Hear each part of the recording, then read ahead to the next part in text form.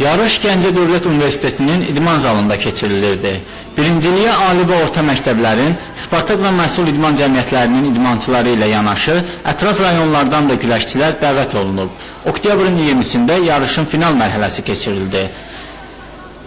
42 kiloqram çəki dərəcəsində Bəhruz Nağıyev, 46 kiloqramda Talih Babayev, 50 kiloqramda Mübariz Məmmədov, 54 kiloqramda Elşən Məmmədov, 59 kiloqramda Elçin Əliyev, 63 kiloqramda Araz Muxtarov, 69 kiloqramda Şəhriyar İsmailov, 76 kiloqramda Kəmbiz Allahverdiyev birinci yerə çıxıb. Sonda qaliblərə medallar verildi.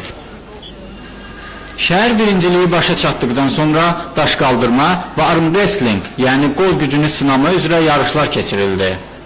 Qeyd edək ki, oktyabrın 24-26-sı Bakıda Milli Olimpiya Komitəsinin 10 illiyinə həsr olunan Xalq Milli Oyunları üzrə 13-cü Respublika Spartakiyadası keçiriləcək. Şəhər yarışlarının qalibləri bu Spartakiyadada iştirak edəcəklər. Hüsam Məmmədov, Milyunit Seyidzadə, Xəbər Plus.